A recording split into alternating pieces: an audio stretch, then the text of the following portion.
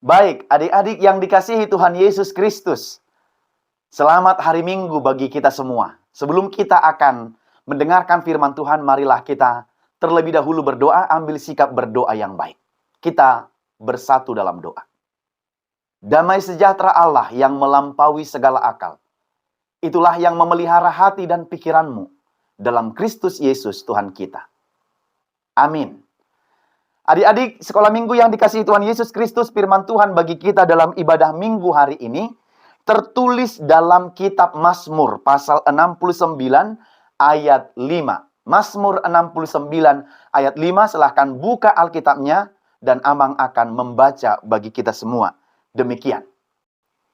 Orang-orang yang membenci aku tanpa alasan lebih banyak daripada rambut di kepalaku. Terlalu besar jumlah orang-orang yang hendak membinasakan aku, yang memusuhi aku tanpa sebab. Aku dipaksa untuk mengembalikan apa yang tidak kurampas. Demikian firman Tuhan. Shalom bagi adik-adik sekolah minggu yang dikasihi Tuhan Yesus Kristus.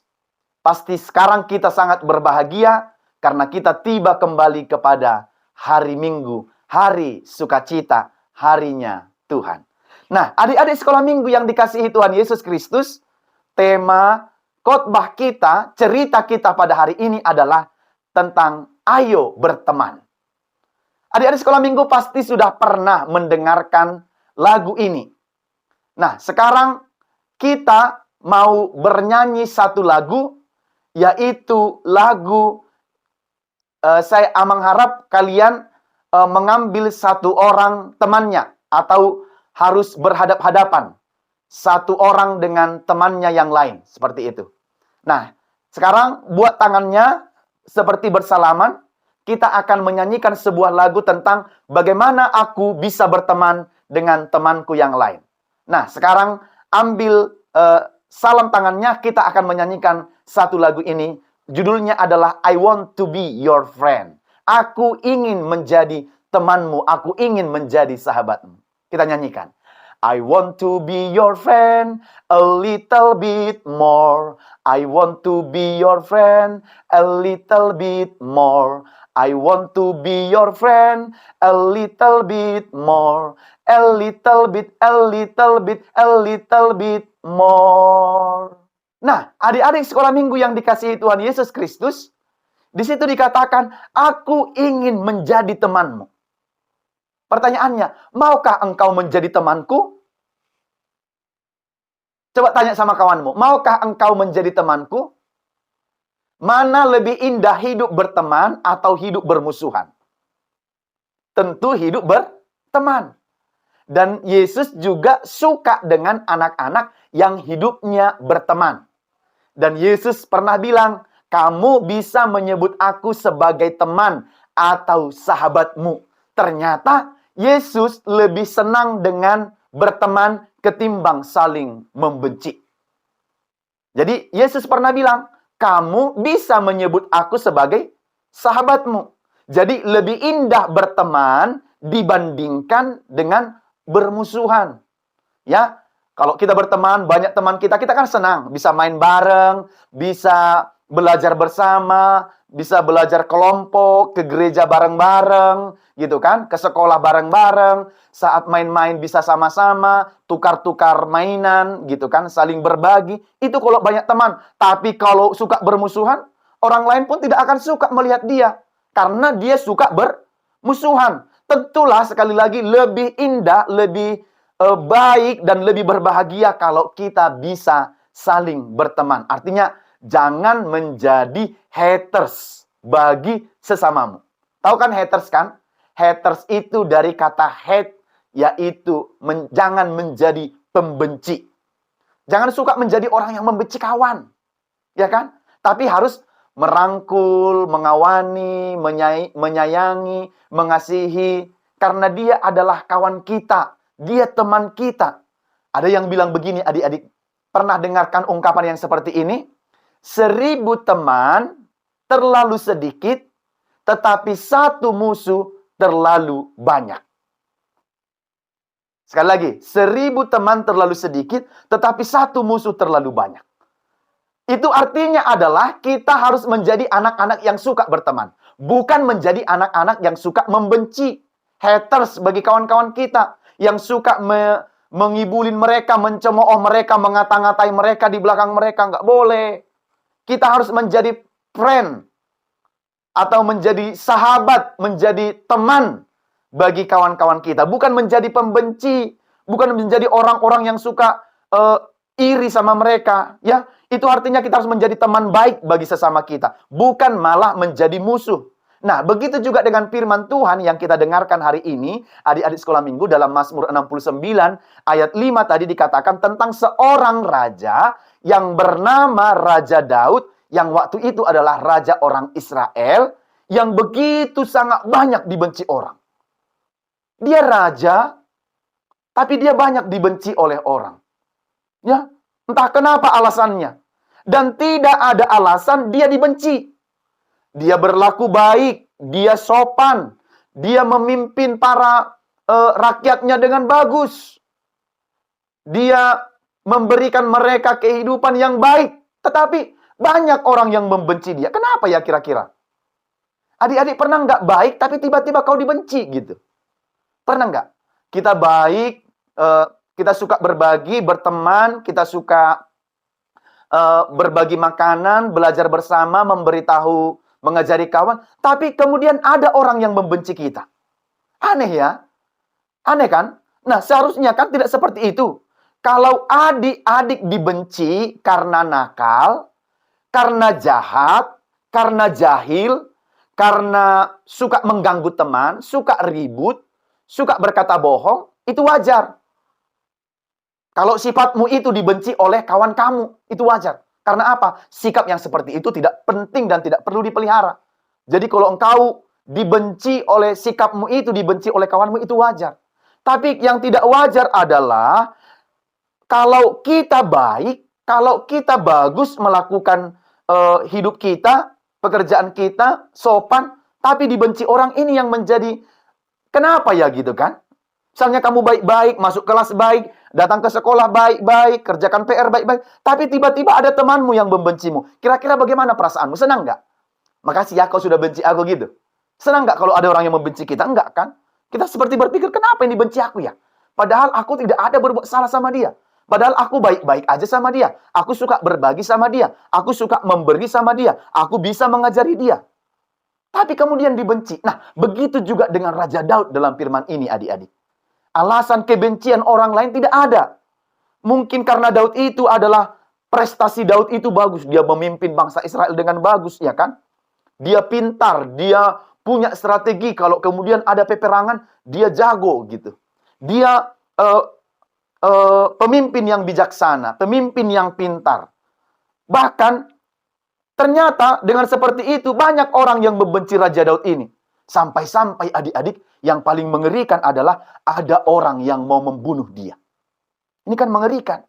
Padahal tidak ada kesalahan dilakukan oleh Daud. Dibenci padahal tidak ada kesalahannya. Ini kan seperti aneh, ya kan? Nah, di sini orang-orang yang membenci tanpa alasan itu dikatakan oleh Daud, lebih banyak orang-orang yang membenci aku tanpa alasan itu ketimbang dari jumlah rambut di kepalaku. Wah, sangat mengerikan sekali. Katanya lebih banyak orang-orang yang membencinya ketimbang jumlah rambut di kepalanya. Siapa di sini yang bisa menghitung jumlah rambut di kepalanya? Misalnya kalau jumlah rambut di kepalanya 10.000, berarti musuhnya Daud itu lebih dari 10.000. Bayangin. Ngeri kan? Masa berarti Daud kalau ke sana aja sudah dicibirin gitu, dicemooh, dikata-katain. Lihat tuh. Lihat tuh Daud tuh jalan tuh, banyak kali pun gayanya gitu kan. Banyak kali pun sitannya, banyak kali pun ininya gitu. Karena sudah lebih banyak yang membenci dia. Bahkan dikatakan lebih dari jumlah rambut di kepala. Kan ngeri kan?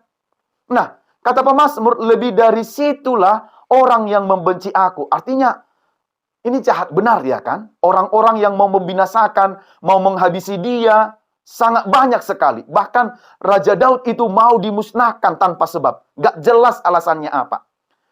Banyak orang yang memusuhi dia. Bahkan dipaksa untuk mengembalikan apa yang tidak dia rampas. Daud itu kan bukan perampas.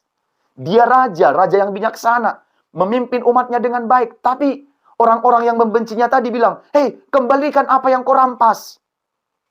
Yang kau curi, apa yang dicuri oleh Daud?"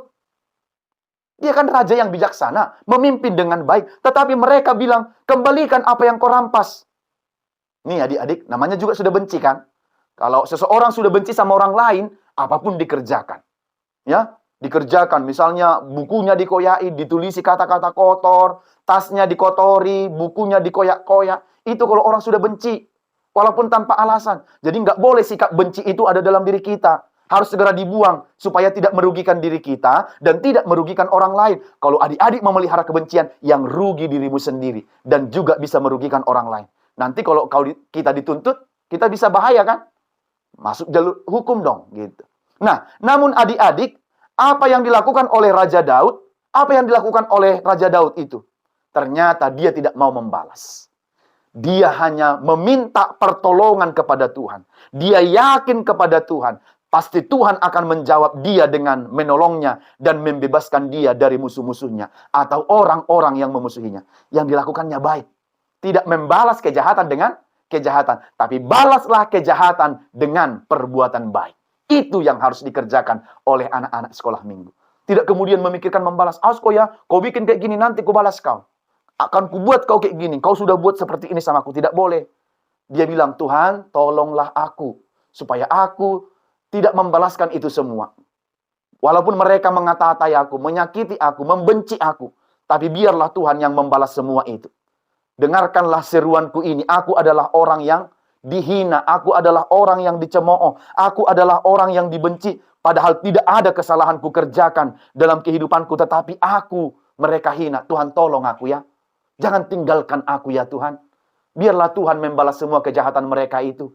Biarlah Tuhan yang berlaku adil sama mereka itu atas perbuatan mereka. Dia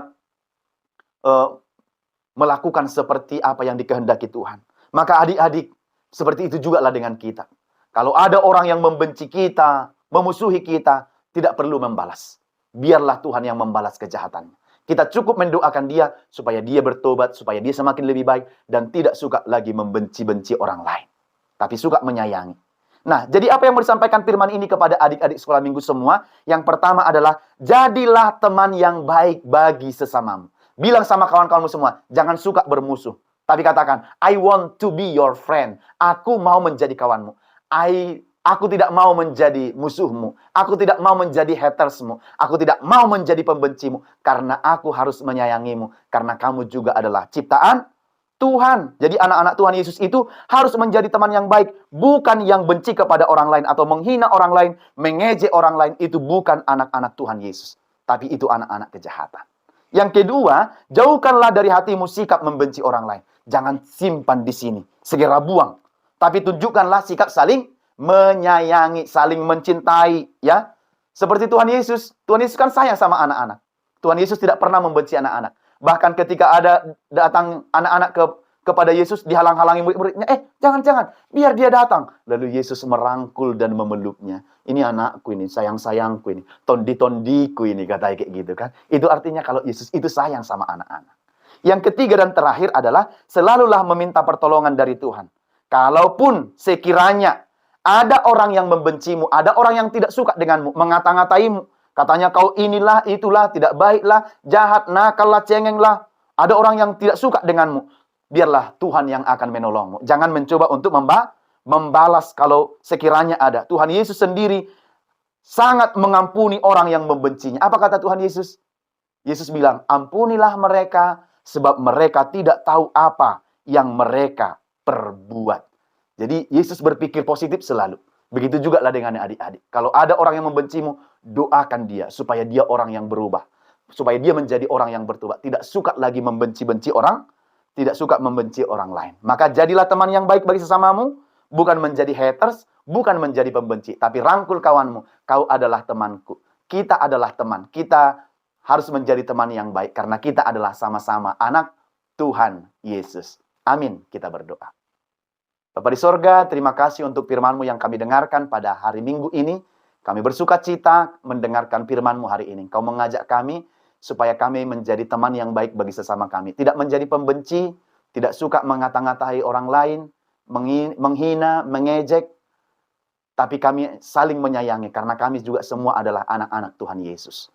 Berkatilah kami menjadi teman yang baik bagi sesama kami dan meminta pertolongan dari Tuhan supaya kami tidak lekas membalaskan kejahatan dengan kejahatan. Tapi kejahatan harus dibalas dengan kebaikan. Itulah tanda bahwa kami anak Tuhan Yesus yang baik. Berkati orang tua kami, berkati guru sekolah minggu, supaya mereka terus mengajarkan kami yang terbaik dari firman-Mu. Berkati juga kami saat sekolah, bermain, menolong orang tua, membantu kakak dan abang di rumah, menjaga adik, dan melakukan yang baik dalam hidup kami. Terima kasih Tuhan Yesus yang baik, Kaulah sahabat kami, Kau teman kami, sampai selama-lamanya. Amin.